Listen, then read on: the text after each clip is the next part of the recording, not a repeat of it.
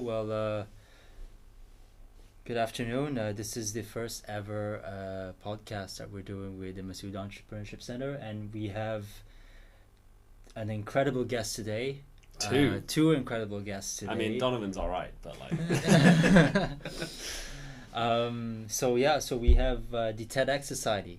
yes. Um, I'm Aidan. This is Donovan, president and vice president of TEDx University Manchester.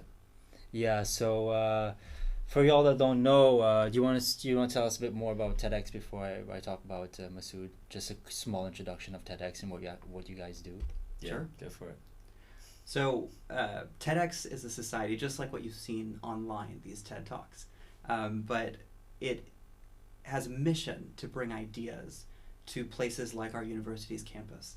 And so we partner with people who we think are extraordinary and do things in life that certainly I can't do. And we learned from them in these kind of bite-sized talks that you've seen all over YouTube, these TED Talks.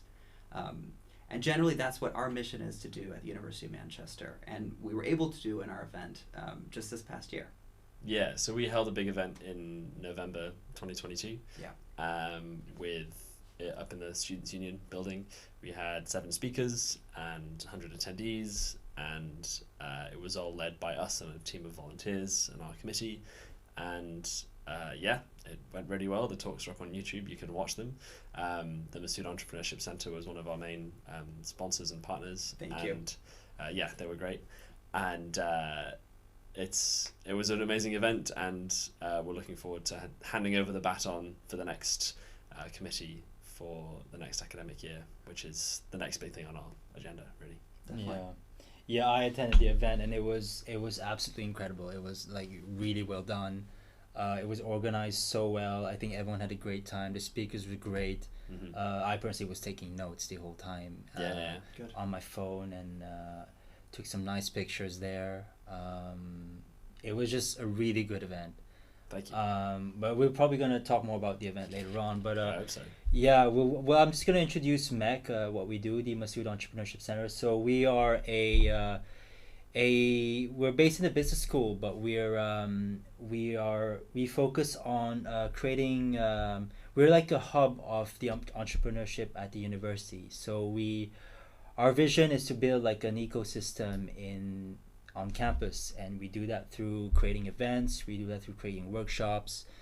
We also have taught units that we do ourselves. We partner with other schools, with USIL, for example, and we just want to really spread the word about entrepreneurship, and which is why when you guys agreed to join us for our first ever podcast, it was a perfect match, really, because both of you really embody entrepreneurship. All the qualities that come with it, like both of you really do that. So we're so delighted that you're here with us. So just like I said, we help societies as well. That's one thing I want to touch on. We help societies, student societies, create really like help them with their interests and help them really pursue ventures and really push the boundaries to go further in life. We do this with we have an annual competition called Venture Further, and we have prizes there. We have bright ideas. We've got the pitch competition. So we really want to boost societies to really we partner with the SU to boost societies to make them bigger. So that's pretty much the introduction here. I want to speak about the Entrecomp. The entrepreneurial mindset is really a life skill that you could apply in different areas of your life. So one thing, there's a framework called the Entrecomp framework, and it has competencies such as motivation and perseverance, creativity, vision, and there's a few of them in there, and there's actually 15 in there. And first of all, I want to ask here the TEDx Society, one of the competencies that really struck a chord with me is vision. Mm-hmm. And going to your event a few months ago, um, the vision of having that event done, all the planning before it, and do you mind talking a bit more about how you started this vision of having your event run, and talk through the process of making that vision into reality? Our vision, that's a good question. It started over the previous TEDx event in a previous society. Yes. So we attended the event, and that was held in, what was it, 2021? Yeah, it was this time, May 2021, by the previous TEDx committee. By the previous TEDx committee. And Aidan and I lived in the same housing, same halls last year. Yeah, shout out to Hume Hall, Victoria Park. Hume Hall. Yeah, it's phenomenal. And so the vision was really born over a breakfast conversation that I was having with Aidan. Yeah, cold beans on toast. All over cold beans and toast, where we were just kind of discussing what we had seen in the previous event that had just happened and that we had just attended. And we knew, and especially Aidan knew because he's a filmmaker, kind of the way that it could be. And I guess what he saw certainly is this level of quality that we could create. Yeah, go ahead. What we're saying nicely is that the event that we saw in May 2021 wasn't very good. And so we, which is, totally not their fault because it was just coming out of COVID and people were hesitant to speak and people didn't know about it very well because a lot of people were still remote. So the odds were stacked against them. Yeah. And so we saw that and, as you're saying, we took the initiative and said we can make this better. Mm-hmm. So sorry. No. But do you think that worked in your favor, having there be like a gap in because obviously with what happened and all that? Do you think that worked in your favor, like having where the world was and then now having this as an opportunity to so to speak bring it back even bigger? As far as our egos, of course. Yeah, always. because the event that they ran in 2019 was also really good. Was amazing. And was amazing. Yeah, like it was a properly licensed TEDx event. They had the letters on stage. All the talks were on YouTube. It was a big deal, and then all of that knowledge didn't get handed over because of COVID. So I think had COVID not happened, and it had continued ramping up the way it was going to, I'm sure it would have been ridiculously good by the time we took it over, and we might not have even been able to take it over because we might not have been the most qualified people to do it, but there weren't that many other people who saw the opening that we did, and so we didn't really have to elbow people out of the way to get into these leadership roles. We were sort of the only people who were wanting to do it.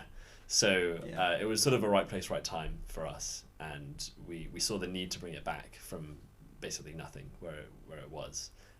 But I don't think that COVID was necessarily a saving grace in that way. I think it was just it had put a kibosh on what the society had been, and we had to then bring it back up to at least somewhere along those lines of where it could be. If we were following 2019, it wouldn't have been as dramatic of a success. Yes. It was a success because of kind of where we came from and obviously where we ended up. Yeah. But if we had directly followed the 2019, they really put on quite an extraordinary event. Yeah, it's worth watching those back as well. It was held in University Place Theatre A, the massive one in the Tin Can, and that's a great venue for it. Yeah. We wanted it to be in there when we were first planning our event, but they were doing some construction work and it wasn't available, so we had to do it in the Students' Union Theatre in the end, which was fine. Yeah. No, I think it was a good venue. I think people know where it is. Yeah. And then so there's that familiarity already. No, but like I said, it was a really good event. But I want to speak about how you both managed to get in your position now. Were you part of the TEDx Society beforehand, before you got these leadership roles? We weren't students in 2019. We were not part of the previous society that ran it in 2021. No. We put an application in, and I think that we probably were one of the only people that applied. I think there were probably 7 or so other people maybe. in total for all the roles that you can imagine. But generally that was it. And so we were pretty much selected just as, I think the previous society was just like, okay, we need somebody. And I don't know if they were really vetting us, as you're saying. I don't think we're the most qualified people. We were just certainly the most driven. This is like, we held the event in our second month of second year. Like we were, fresh out of the gate, having just finished first year. So we had no idea what we were in for. No, not really. But, you take the punches. Yeah. Yeah. So basically, you joined the society kinda like indirectly, and then you applied straight away. No, we applied directly. We Yeah, applied there was directly no straight. joining it. We Yeah. went straight from attending to running it with no in between. literally in a matter of like 2 weeks. Yeah. Really. Yeah. Well, Maybe that's 2.5 weeks. that's a life lesson there, isn't it? Like Forget the steps of the ladder. aim high, and you just never know. Like put your ideas out there, and then Yeah. see who takes it. Right. I Yeah. think that, if that takes a lot of ambition to do that. Like, do you even think that you could even potentially run something like this even without being Yeah. part of it before? That's Well, and That's that's excellent. That's not necessarily because of us. That's because Yeah. of the TEDx framework. Yes, the TEDx framework was really helpful, and it also Yeah. helped that, both of us have had leadership roles in the past, not necessarily with TEDx, but like I have experience with running events. Donovan has a leadership experience with Yeah. building teams and running companies. So the sort of combination of our Yeah. two backgrounds sort of helped quite well. Well, we didn't have precisely TEDx leadership experience. We had other things that we could draw upon, and that was really useful, because had none of us had experience with running events and teams before, we would have had no idea what we were doing. Mm-hmm. Yeah, so it was a real like connect the dots from looking at the past kind of Yeah, thing, and then yeah. using your skills. I think Steve Jobs said that, and I think his Stanford speech, like, it's about connecting the dots from where you are. So that means that pretty much says that the life skills that you generate throughout your life, they will come into fruition when you least expect it. So that's Yeah. why Very it's so important to it's that entrepreneurial mindset, isn't it? Like, that you guys both embody. You said you had leadership roles before, you had things happening before with your companies. It's really learning the lessons, and coming back to that vision thing again. Like, it's really valuing your vision and your previous opportunities. Did you have anything you wanted to add to that? I cut you off. No.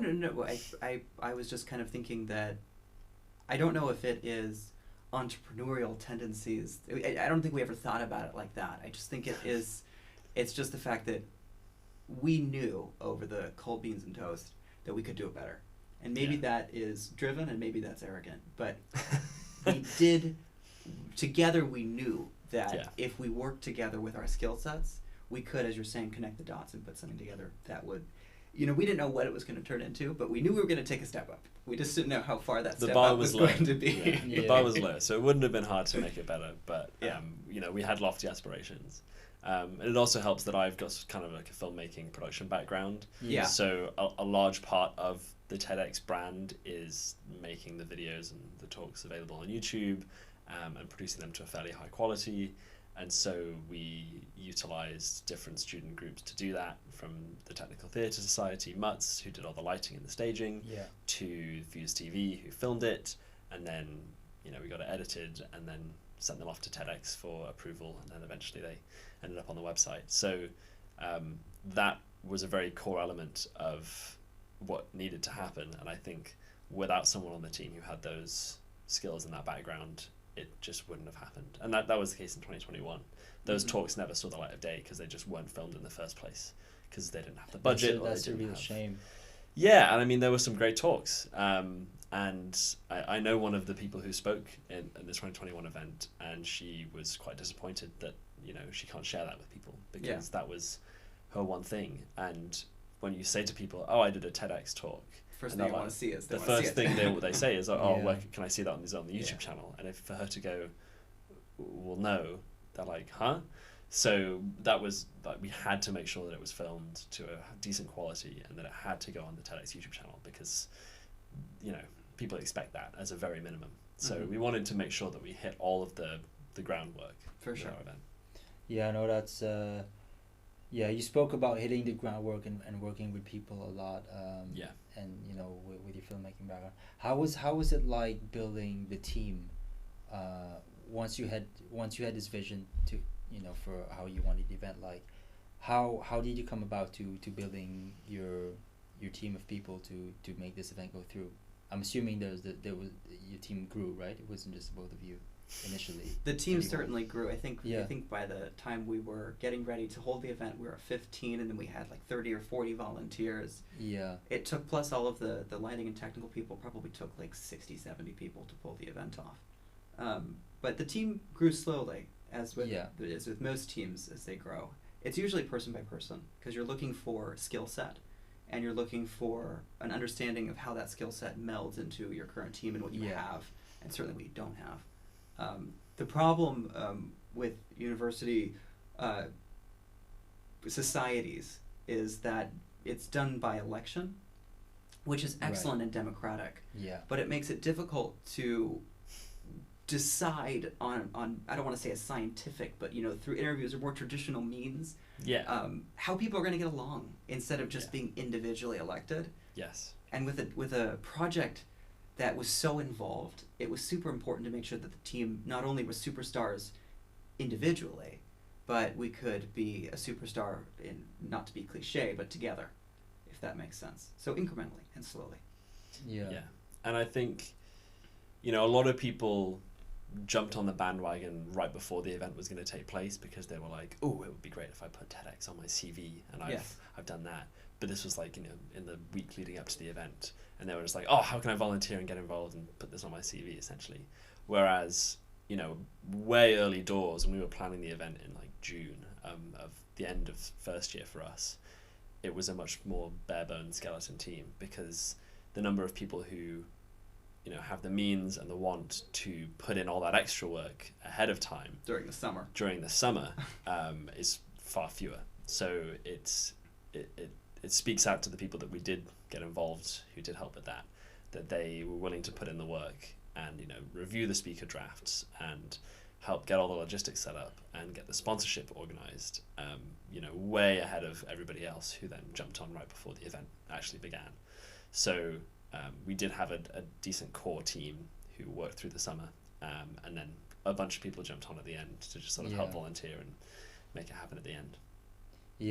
So that makes a lot of sense. So when at the beginning you said it took a few months of planning. So at the beginning you made the both of you got together, you made a list of things you thought that you'd need, and then from that you would see where you could delegate where to who. Right. Is that how the process went? Kind of. Yeah. It's difficult to make lists, because the list is an evolving tool. Making a list is, I don't want to say pointless, but you're spending a lot of time to create something that is going to change. And so instead we try to arm the people with the right tools and support that they need to accomplish what they think needs to be hit on their own lists. Okay. Which allows us to be a lot more effective and kind of branch out and allow us to kind of empower our people, our vice presidents, or not vice presidents, our directors of marketing and all these different kind of facets of the organization individually. And was it easy to find for that initial core of team building? Was it how challenging was it to find people to obviously have trust, to trust them with your idea? A lot of it wasn't super difficult, because when you're building a team, what you're looking for is ownership. Yeah. Something that, for example, Aidan has in spades. And so what made this event able to be kind of pulled off is that our team members had that ownership. And so we certainly went through a few people looking for people with that quality, but you don't really need the direct skill set as long as the person is, as you're saying, with these Entrecomp ideas, having some of those facets in their personality. Yeah. And so in terms of the actual the roles that we had, there was a director a head of sponsorship. Yeah. There was a head of marketing. Mm-hmm. Events. Speakers. And then Aidan was running around doing everything, and I was also trying to run around doing everything. Yeah, all the other little nitty-gritty things that we forgot about. So I ended up doing quite a lot of the sponsorship stuff as well myself, and the partnership stuff with Wagamama and the other people that we worked with. And you ended up doing a lot of the speaker work as well, reviewing the drafts and making sure they were okay for the talks. And I sort of there was really a need for a role of head of tech and logistics and For the sure. TV side of things, but I just did that myself.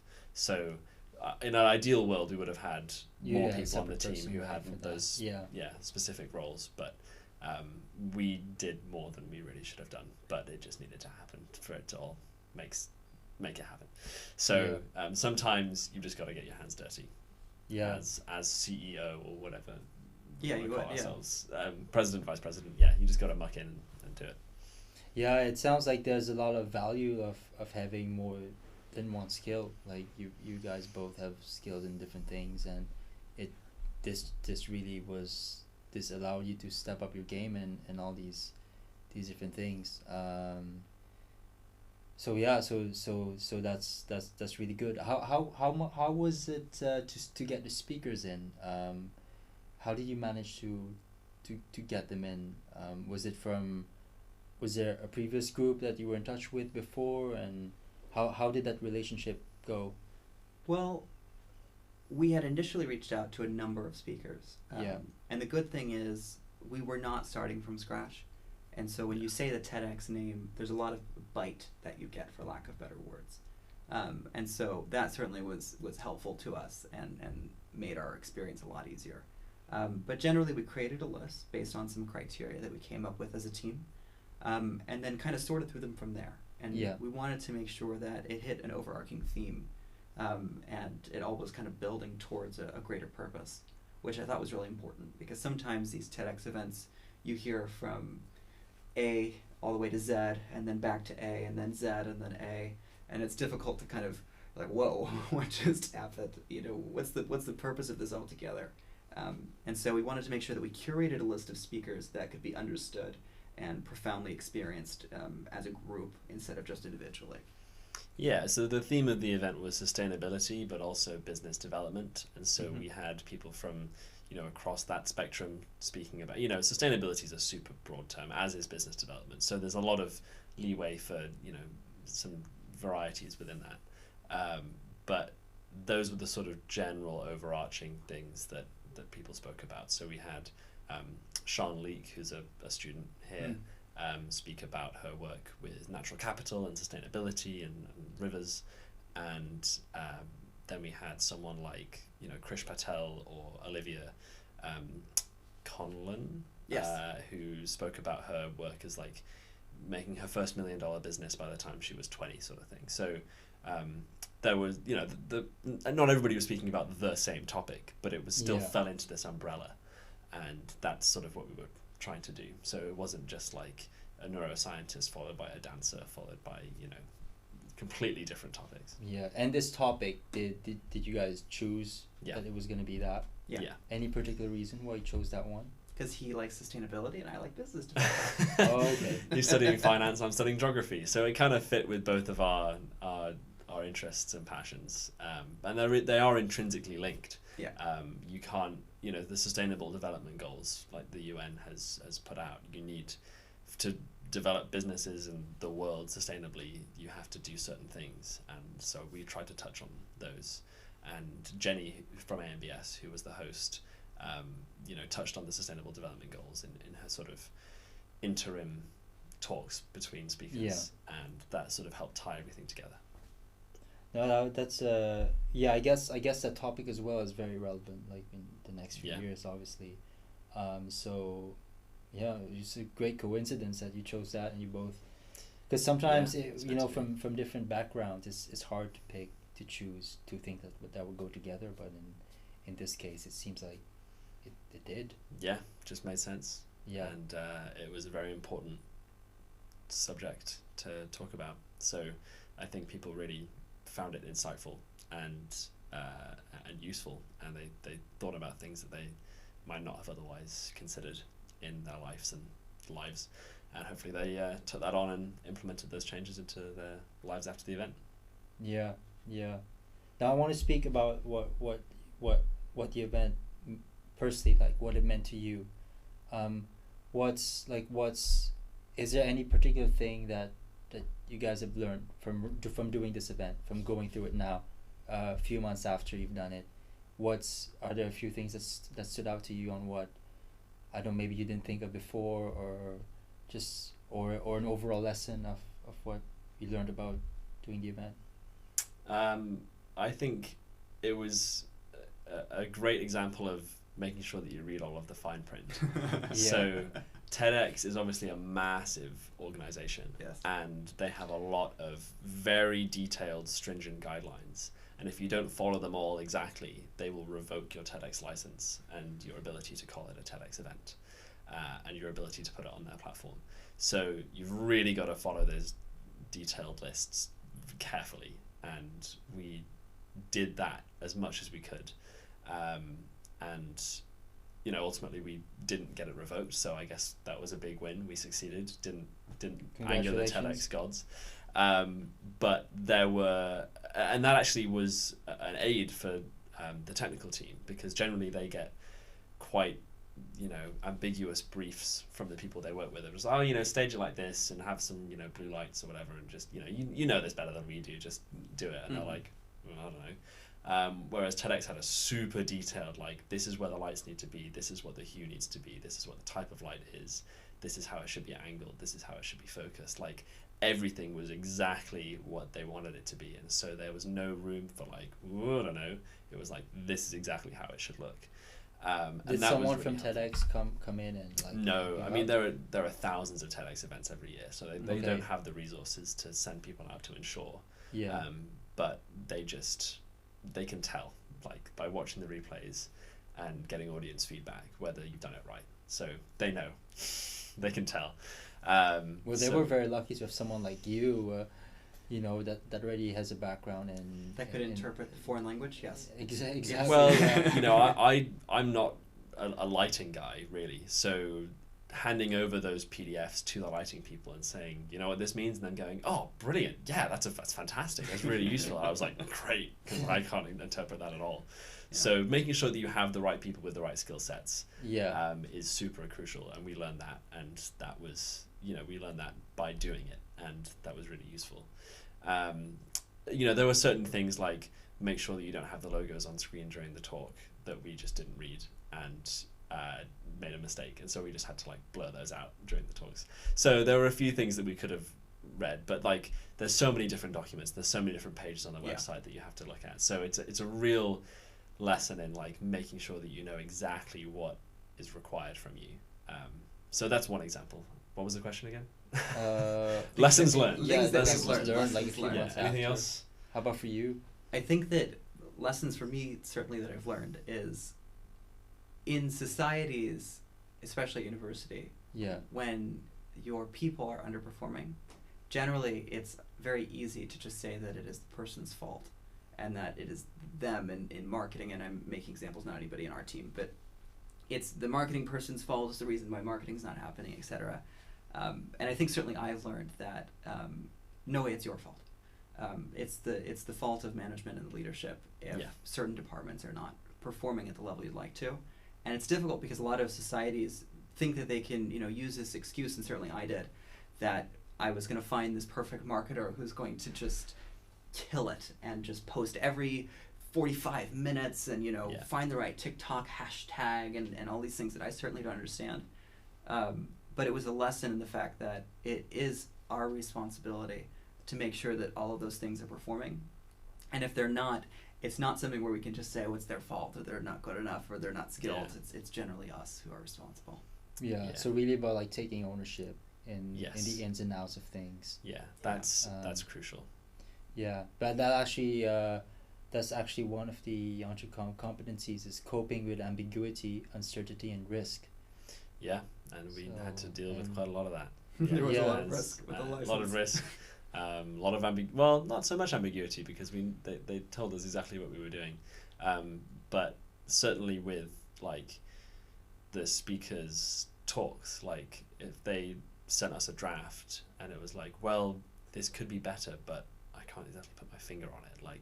It was a little bit unclear as to how to really fine tune everything, and I think that's something that you and Rashma did really well. Yeah. Yeah, no, for sure. So now the event, so both of you will be, unfortunately, won't be doing the TEDx event next year. No. So you're going to the States. Yeah, you're also going to the States. Yeah, we're both taking years out. And do you have any? So you're passing this on to a new set of hands. Yeah. Do you have any advice for them? Maybe that's a bit different for what you just said on how they could build on such a great event last year. And I'm sure a few people are thinking of throwing their hat out there to run this. I hope so. Do you have any? I'm sure they are. Do you have any advice for them on how, maybe with the application or just a heads up for whoever wants to do this going forward next year? Well, we're going to try and make it as easy and seamless as possible handover wise. So we're going to put together a big document that has all the information on it of like the documents that we used and the contacts that we built, because we had nothing at the start of this year. So we had to get... We actually had less than nothing. We had less than nothing. The society was in debt. So we were in the negative. So we had to clear that as well as, run the event at cost. So we built up these networks of sponsors and partners, and they all had an amazing time and were thrilled to have been part of this. And they were like, yeah, we want to get involved next year as well, and we want to do this and this and this and make it bigger. So it's about keeping those warm leads warm. And so making those introductions with the next committee and saying, okay, so this is this person from Wagamama, this is how they got involved last year, and this is their email, and make sure that you connect with them again, because they were here, they know us, and they're keen to get involved again. So don't give up that opportunity, sort of thing. So hopefully providing them with all of that detailed information will enable them to take what we've done and elevate it thus further. So that's, I wish we'd been given that at the start of the year, because we didn't have anything, less than anything. So that should hopefully put them in good stead to run a good event. I think that it's important to find, at least what we've thought about in our criteria, is that we're looking for someone who really believes in the mission of the event. Yes. TEDx has a tendency to be something that people want to put on their CV, and that's not who we're looking for. And we're also looking for someone who understands that leadership is more than just a bunch of names and things that you've done. It's a concept that involves the understanding of how to develop skilled people. And what we learned above everything else is that we could not have done it alone. There was no way that Aidan and I could have pulled this thing off, just us two. And so anybody who's looking to be the president of TEDx or in a leadership role, those are the things that I think are important. What I would say is, if you are thinking about applying and you're watching this, it's not necessarily super important that you have the marketing skill or the hard skills. It's important that you have the soft skills. So understanding how to run a Facebook ad, or understanding how to analyze the right hashtag, etc., to get more engagement on a post, I would tell you, is probably less important. And the most important thing is ownership, drive, and then understanding the mission and why you're doing this.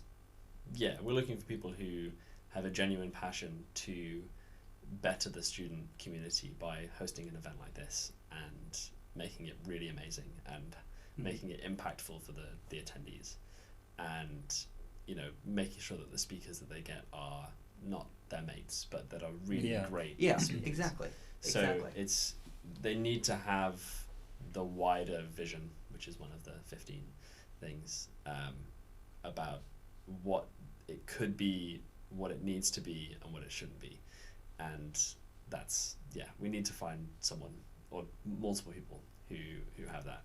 Like a place of genuine interest in they're doing it for the right reasons. For the right reasons. Yeah. Is that hard to find? Do you feel? I think it can be. I think it's hard to find a singular person who is. Yeah. Because it's very easy to get very excited about the fact that you're in charge of people and kind of get carried away with that. I think that the way that we ran it worked really well, because Aidan worked certainly as a team, not as me telling him what to do and then him going and doing it and then reporting back. We worked certainly as we worked as equals. Yeah. And so having that level of kind of relationship and being able to throw ideas off of each other and things like that certainly helped our management, and I think made a much more efficient event.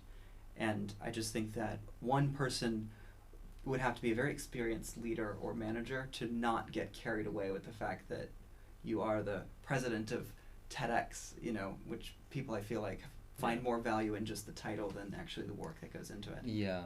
Yeah. And if people are interested in running for leaders of TEDx, they have from the 25th of June till the 6th of July to submit their one-page manifestos on the Students' Union website. So that's the window. So yeah, 2 weeks, write a manifesto, why you want to run it, why you're doing it for the right reasons. Yeah. And then it's a democratic vote. We don't have any say.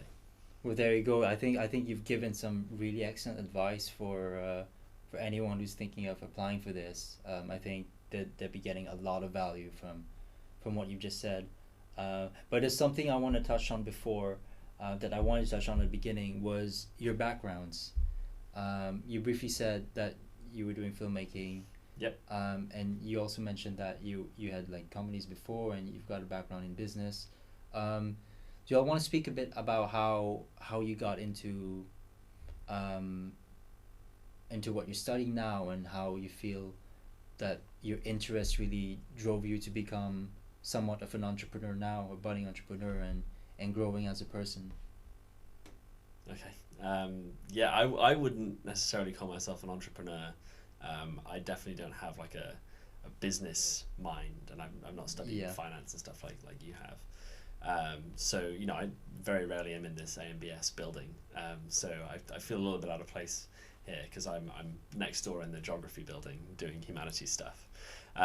So yeah, I'm studying geography, which is not filmmaking, but I do a lot of filmmaking on the side.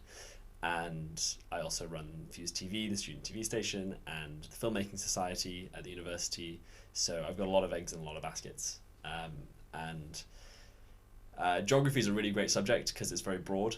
And again, not putting all my eggs in one basket. I didn't want to, I always had this interest in filmmaking, but I didn't want to necessarily study it because I felt that would potentially curtail my creativity within that subject, and like being told how to make something that's art, one way when I just sort of want to do it my own way.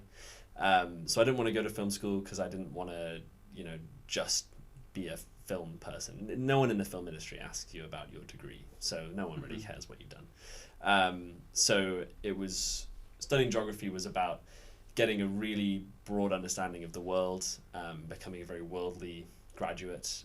It's a very employable subject. It's a very well-rounded subject, and you learn about why certain aspects of the world do certain things, and about how landforms are made and how global trade works, and the flows of commodities, and also like things like glaciers and volcanoes. It's a huge subject, and there's a human and the physical. The human and the physical side of things.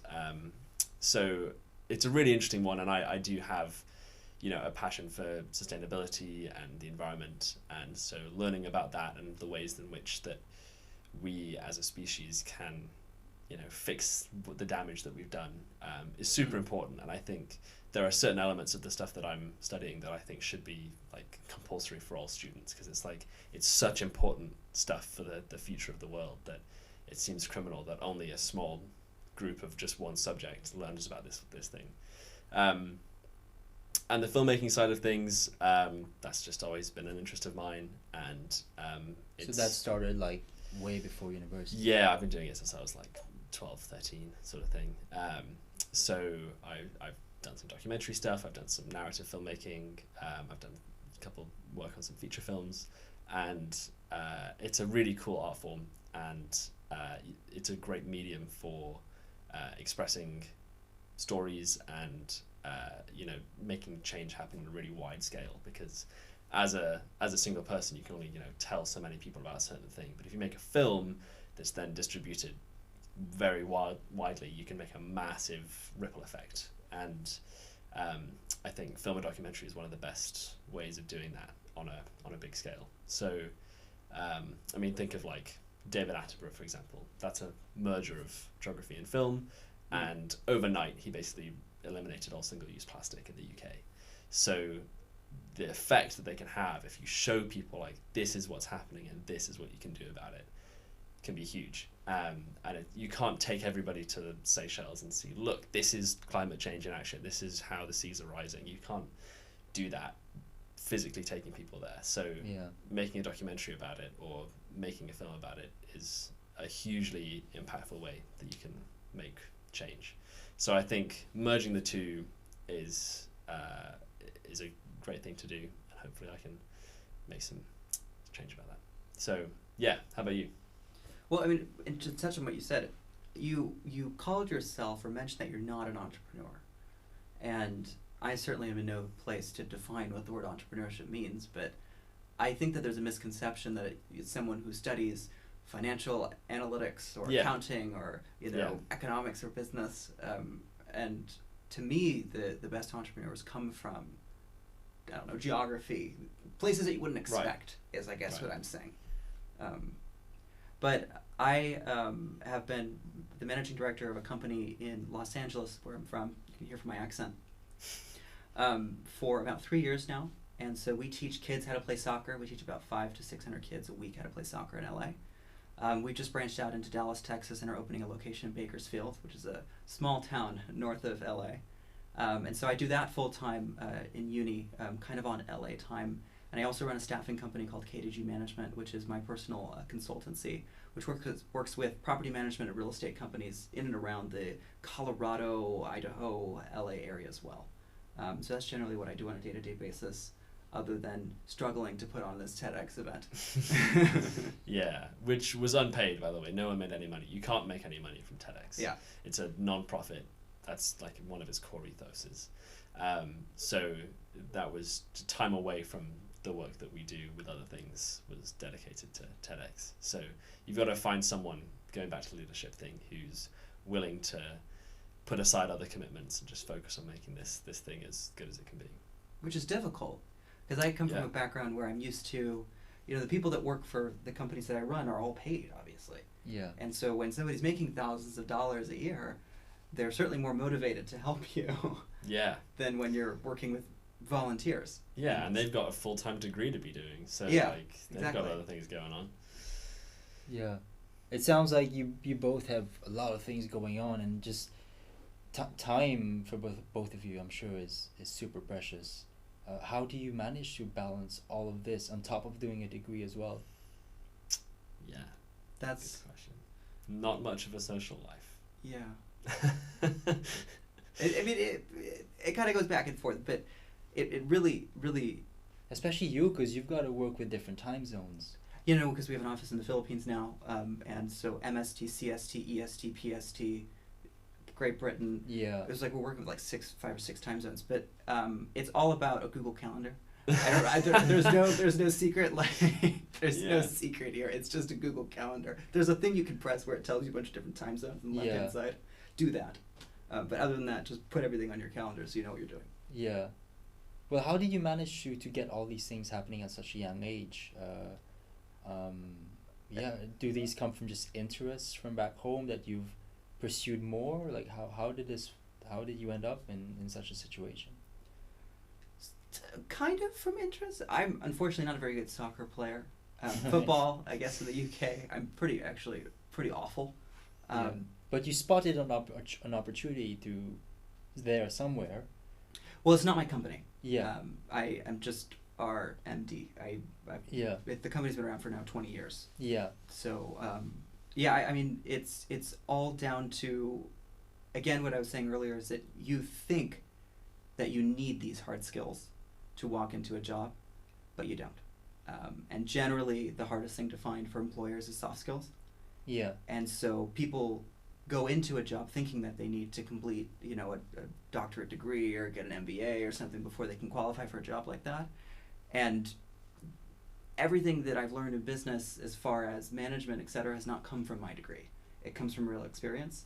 And so I would just, if you see an opportunity, I would urge you to just try instead of think that you need skills to be able to accomplish the job, because the skills generally would come with experience. Yeah. So it's really like learning from life experience, really. Yeah. Yeah.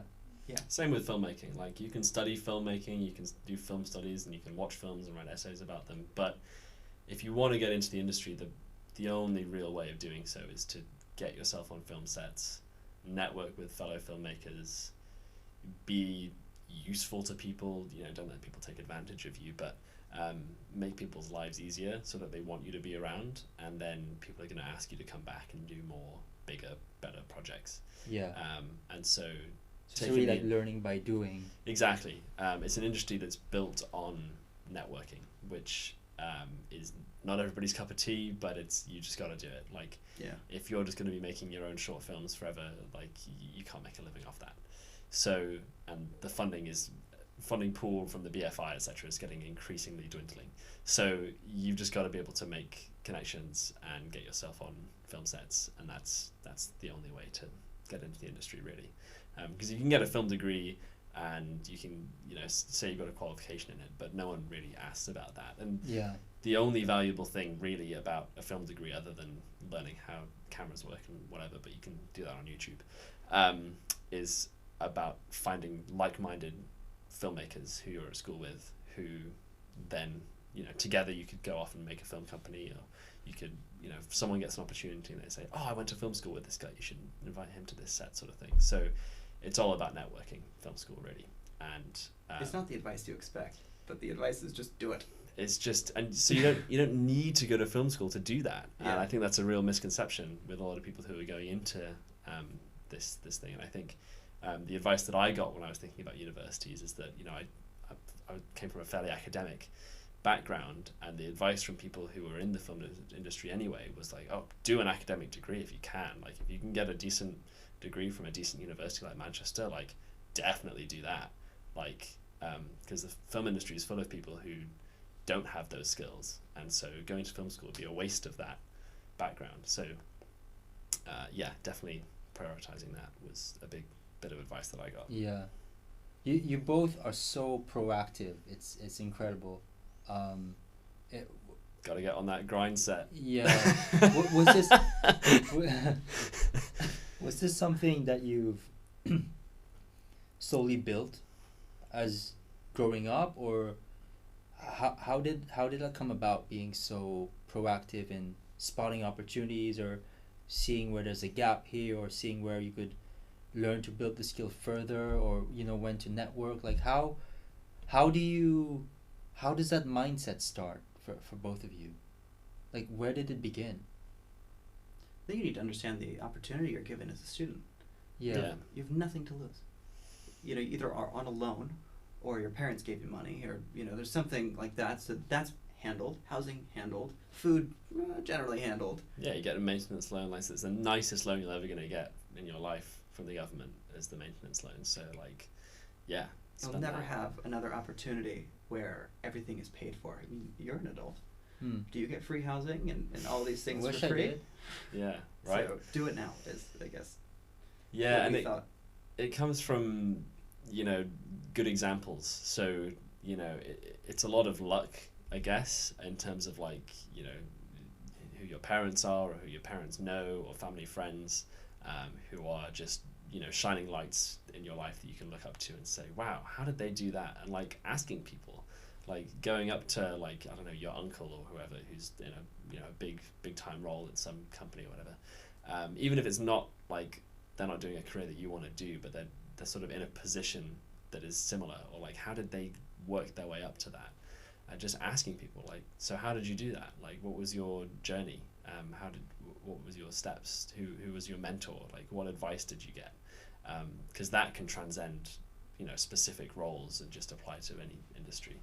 So and then if they give that to you, taking that on and going, okay, well, they've given me this great piece of advice. I'm going to now implement that in my life, and that can take you miles away. Yeah, I think that relates to being curious about things, doesn't it? Yeah, you've got to want it. You've got to have the drive. And if you're too busy, watching Netflix or whatever, like, you're just not going to get those opportunities. Like, you've got to get out there, and you've got to, go to networking events, even if you don't think that it's going to be fruitful, because you never know, right? You might just meet that one person who has that connection. And, like, even if you meet people and, you exchange details, but nothing comes out of it, at least initially, you never know, like 6 months down the line, they might call you up and say, oh, hey, I remember you from that thing. And your name came up, and I was like, oh, that'd be perfect for that role. So, like, you never know down the line what connection might become fruitful. So it's just about, telling people what you want to do, what your passions are, and making an impression on them. And then later down the line, if they then go, oh, that was that person. Yeah, I remember them really clearly. I'm going to let them know about this opportunity because they'd be perfect for it. That's how the whole system works. Yeah, you need to want it. You need Yeah. to really want it. You need to. I guess one barrier that a lot of students have is they can't find. They would say, I don't have the time to do this. Like Everybody's I got the can't. time. Everyone. Yeah, we all have 24 hours in a day, don't we? But like Yeah. how would you. What would you tell that I know you've touched on it already a bit, but what would you tell specifically to that student that's saying, I'm kind of interested, but I'm not sure, but I really don't have the time to be involved in extra things? How would you make them get that urge? Yeah, and I know it is a tricky one, and I know that I've spoken before on panels and discussions and stuff that with people who are like, being involved in societies and things like TEDx as a student it's a luxury to have the time to be able to commit to unpaid extracurricular voluntary fun things, right? Because there are a lot of students who don't get enough maintenance loan to pay the bills, and they've got to work, or they have caring responsibilities, or they have disabilities, or whatever, and so they don't have as much bandwidth to do societies or do extracurricular things that are going to help them in their careers because they have these other responsibilities to attend to. And it's important not to ignore that. And for some people they genuinely don't have the time to dedicate as much time as we have to something like TEDx, and so that's just not feasible for them. And there's no real answer to that necessarily if people have these genuinely big commitments to important things that they have to do. But even little things like doing online courses, or watching YouTube tutorials when you have a spare 5-10 minutes or something. Like a lot of people Working in public transport. Right, like anything. Editing videos on public transport is a great one. So people at Fuse TV, whatever, have asked me this past year, like, how do you know so much about cameras, sort of thing. Like, how did you learn about doing all this stuff? And it's all through self-teaching through YouTube and books and asking people and going to sessions and building that up over years. You just end up having this innate sense of just like, oh, I just know how that works because I've got this vast bank of experiences that all combine into this knowledge set. And so just chipping away at things, watching tutorials, watching videos about a subject that you're interested in, that's the best way of getting started. I don't know if anything to add on that. I think it's, and I think for me, it took a moment to kind of sit down and take a look at what the people around me were doing. And I think that it's difficult sometimes. You think that, you're working so incredibly hard and you have no time. But when you look at the things that other people are accomplishing while you are maybe not, it kind of puts things into perspective as to what you can do with your time. And everyone says that, I'm super, super busy, etc. But usually they're generally not maximizing or making the most impact out of their time. Because you're right. There's a lot of people who have to do things like pay for their life as they do. I have to do that as well. But if you put your time together in a strategic way that allows you to make the most impact per hour, that will allow you to avoid the opportunity cost of not spending time doing things that you love. And the opportunity cost is just kind of a simple concept of, if I'm not going to a networking event, what is that going to cost me in the future? And generally, as a student, when you're starting from zero, the answer is you probably should go. Because even if it's $10, that's more than you had yesterday. Those are excellent advices there. for anyone really, even for and in the life force. So you mentioned networking again. That is an important skill. Is that on the competency entrepreneurship thing? I'm sure it could networking? fall under Should like be. several of the categories. Yeah. But I guess it could, you could put it in self-awareness in a way. Yeah. But Working with others, I suppose, yeah, is most natural. with all of them as well. But I just want to know like how, because some students may not know how to do this whole networking thing, and like you said, it's very important. So what is, do you have any like maybe a couple of points that you could give students on letting them know how, what's the mindset that you go in to best give value in these networking events? How to network. There are whole books on this, and we are by no means the be-all and end-all knowledge. But what has worked for you, oracles. for example? Or that you think it's a hard question because you gotta look at it through a third eye. But often the most meaningful conversations I've had with people in positions of great authority in companies have been nothing to do with what either of us do as a career or whatever. It's about finding a shared interest that you can just sort of like geek out over, right? So I was at the Cannes Film Festival last week and was super privileged to be able to go, and there were loads of big time film execs there, etc. And there was one very high up film exec that I was talking to at one event, and we ended up, it turned out he was a big music guy, and he likes to play music, and he has loads of instruments, and he's a very, very talented pianist and guitarist, whatever. And I was like, oh, well, I play drums, and like I was in this brass band growing up, and so we ended up having like an hour-long conversation about brass bands, and nothing to do with filmmaking, nothing to do with anything else, but it shows that you are an interesting person, and at the end of the day, people just want to have a nice chat, and people just want to connect with people on a person-to-person level, and so it doesn't necessarily have to be about like let's talk business all the time. And I think people often who study business or who study finance get trapped in that, like, we have to talk business all the time, like I'm always on the clock.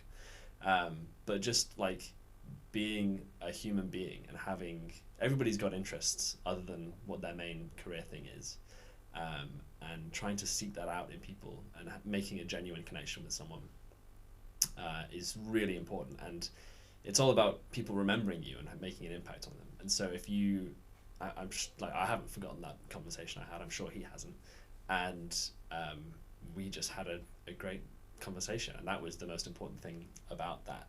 And this, like the Cannes Film Festival and networking events are full of like small talk where people are sort of going, so how's your evening going? Like the people are just trying to like find the next person to talk to who's going to give them an opportunity. Like value scanning the room. Exactly. So if you, like, within a few seconds of meeting someone, if you deem them as not being worth your time, you're just not going to be paying attention to what they say, or vice versa. And so people are going to be like looking around the room while they're talking to you, like trying to find the next person.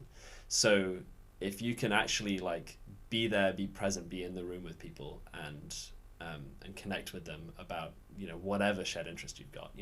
A great one at film festivals is like, oh, what's your favorite film? And like if you both say, oh, The Princess Bride, it's like, boom, let's talk about how great that film is, sort of thing. Having a shared interest with someone is hugely impactful, and it doesn't have to be about the business that you're in.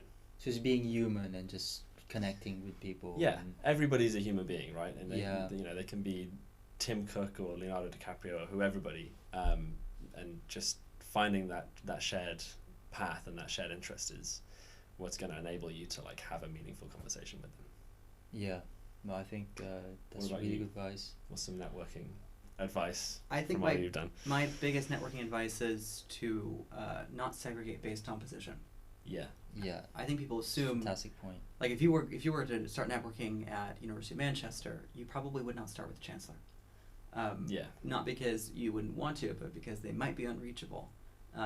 And so, for example, one of my course mates is a phenomenal accountant, and I have learned so much from her because accounting and numbers are not my strong suit. And so that's a very valuable connection, even though she's not the CEO of Goldman Sachs. And so I think that there's a misconception where people think, okay, I need to go meet the CEO of Disney tomorrow. And then if they don't do that, they're like, okay, I failed at networking. But generally, I think I found my most valuable connections to not be those super high up, type of people. And I just think that there's a misconception that exists there that that's who you need to network with. But generally, that's not always true. Yeah, everybody's got unique experiences and skill sets, and you can learn something from everybody. It doesn't matter who they are. And that's one thing that I do at film festivals, is I help to put on events that have no barrier to entry, because things like film festivals, things like networking events often have barriers to entry, like, oh, you've got to pay this extortionate fee, or oh, you've got to be invited by some higher person that we've invited because they're important. And so getting from a student level or an entry level, getting into these things is really hard to do, and people find that limits them and curtails what they can do in the industry. But so trying to be the antidote to that, I help run events that there's no red ropes, anybody can come until we hit capacity, sort of thing. And that's what TEDx was all about, linking back to why we're here. TEDx was open to everybody. It was in the middle of the cost of living crisis, so we made sure that the tickets were completely free, that we covered everything with sponsorship, and that anybody who could come wanted to absolutely could, and they didn't need to feel daunted by the prospect of it because they couldn't afford it or whatever, up until we hit capacity. And that capacity was hit almost immediately because we sold out in like an hour. But that's just the TEDx brand and how well they market themselves. But that's a whole other story. Yeah, no, that's great. Well, thank you for the tips and no problem and everything today. So you both are moving forward next year. So you're going on a study abroad year. Is that what you're doing? Yeah, I'm doing a placement in Washington DC. Okay, you excited about that? Yep, should be. I've never been to DC before, so it's a very cool city. So exciting. Yeah. So you've been there, I'm guessing. No. Well, I mean, kind of. Like on a school trip. I can't really say I've been there. I'm just saying it's exciting what he's doing. Yeah. And you're going back to the States next year. Going back to the States. For good, or are you coming back? No, I am coming back. Yeah. My so parents. Finish that degree. My parents will not be happy if I don't finish my degree. I am coming back. Yeah. Well, thanks for coming today. Is there anything you else that you wanted to share, or maybe a place that people can find you, or a shout out or something? Did we want to discuss the entrepreneurship competence wheel anymore? Have we covered that side of things? Where does a lot of them here? Obviously, just not extensively. Motivation and perseverance. That was. Yeah, that's a big one with TEDx, as well as that taking the initiative and creativity and valuing other people's ideas, learning through experience. Like, they all apply. They all apply. I was gonna ask if there was, if you could pick out one that really stood out to you, that really resonated with you personally from that experience that you've been through. But it's just hard to pick one. They all make sense. Yeah, I think taking the initiative, that sort of sparked an idea with at Memory with me. So we, as I said before, we were given the society, not through a proper handover or anything, but we just had to go to the society's team and say, we've been elected presidents, can we have our society please? And they were like, oh yeah, sure. And then we had, boom, 500 quid in debt. Oh, what? And so we had to drum up sponsorship to run the event at cost. Not a cheap event to run, and we cut costs a lot with various different avenues.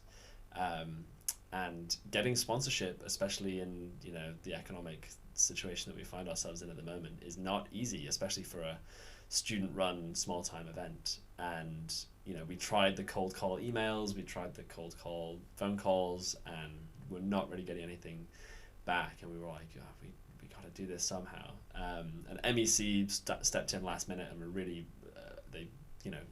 really helped us out in a pinch. And the Students' Union helped us out at the university, and we partnered with the University of Law, and they came in and helped fund us. So that was excellent. But in terms of taking the initiative, like, we weren't getting responses to our cold calls. We were like, we've just got to go and like be in person, because like these companies get so many phone calls and emails a day asking for money, and so, but like, as someone who has been on the receiving end of those sorts of emails, you just can't tell what a person is, or what they're, what they're about, or what their company's about, and so it's hard to say or to tell based on an email whether it's sort of worth your while.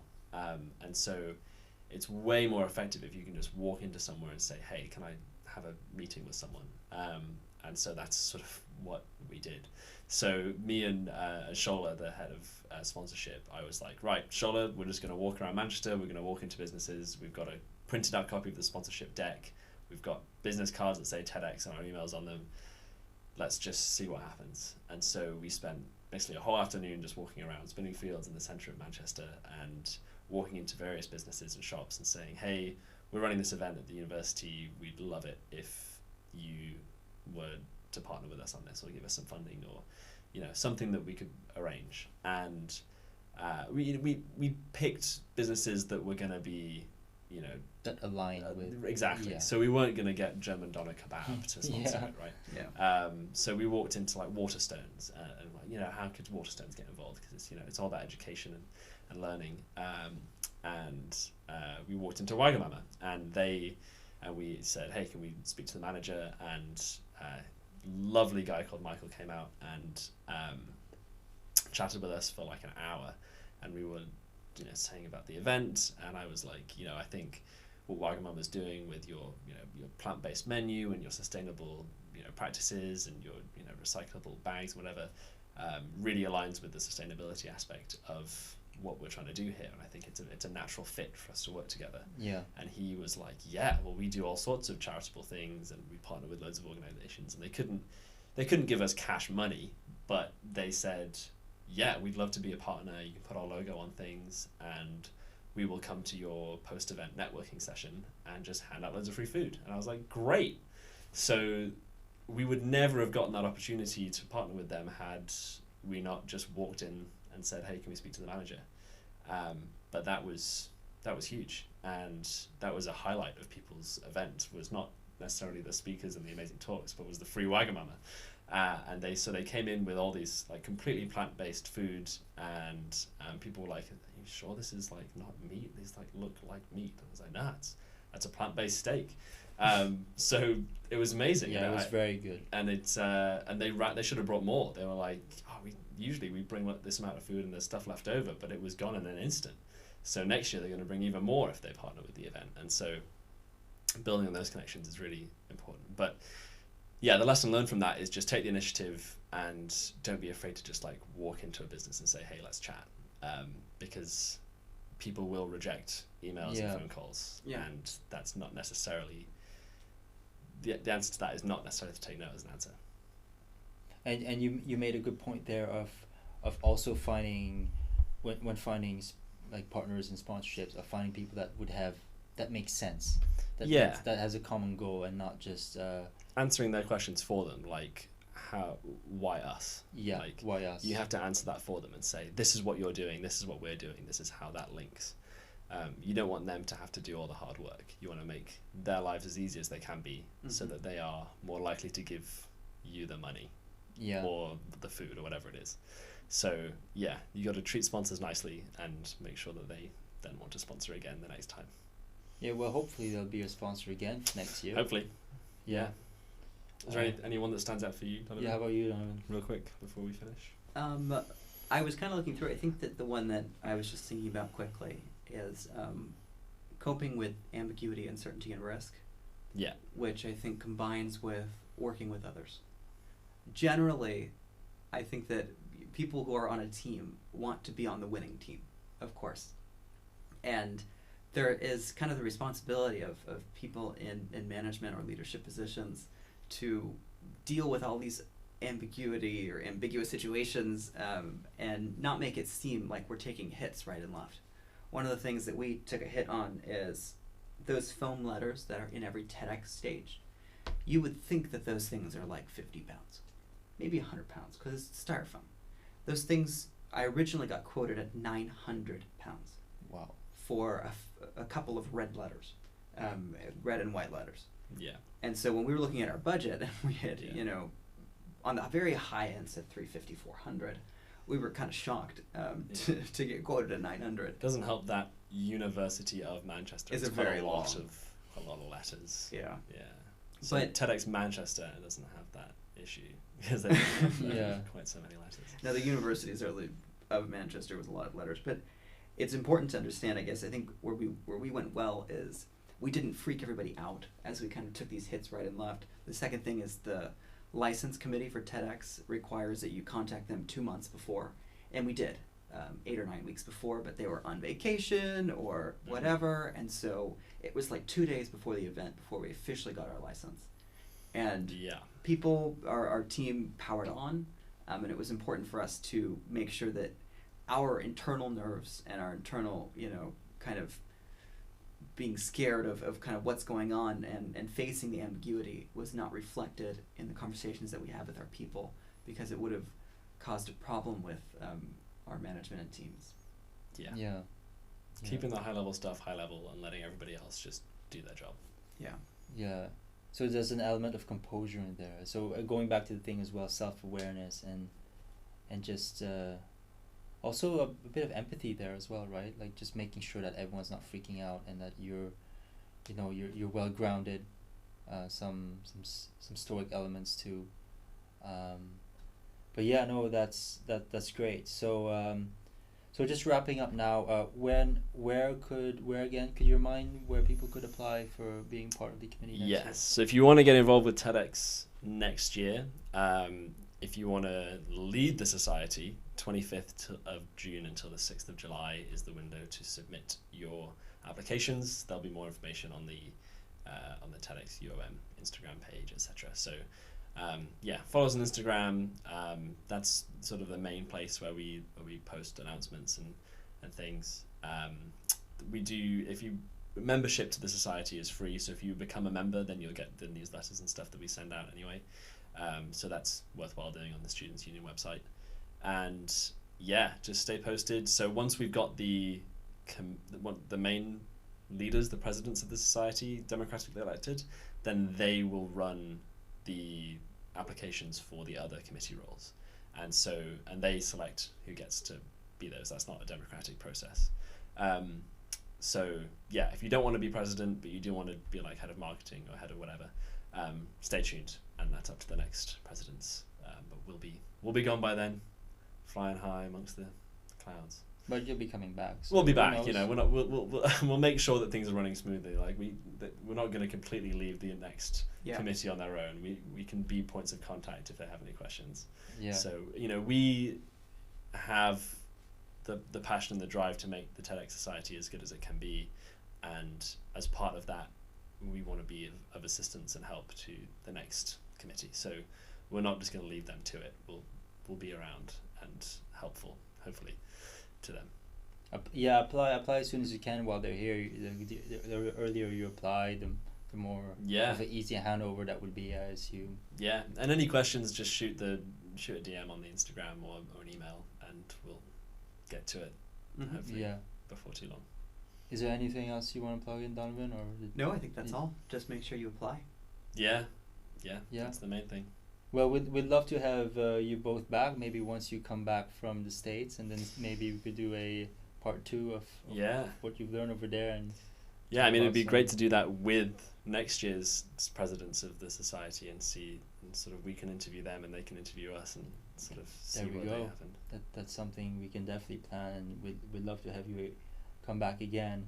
I think the value and all the tips and everything that you spoke about today is really so important for students to learn, and it's so great that you're willing to share that openly, and coming from both of your backgrounds, it really encompasses the Masood's Entrepreneurship Center, that entrepreneurship for all is really a thing, and you both are like embodying that concept really well.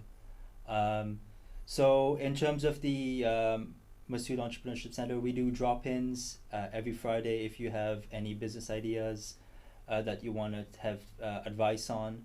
We have competitions. We have our taught units that run for both semester 1 and semester 2, and they're open for anyone. They're designed for people from any background, undergrad, postgrad. They're really great. We've had great feedback from them, and there's no prior knowledge needed. And if you want to just get more information on us, just go to entrepreneurship.manchester.ac.uk, and you can contact us on our Instagram, on entrepmcr, and on various social media platforms. We all have the same handles. So yeah, Aidan, Donovan, thank you so much for today. You're welcome. And all the best for next year. I know the year's not entirely over, so hope exams are going well. And yeah, all the best with all your entrepreneurial activities. Thank you very much for having us. No worries.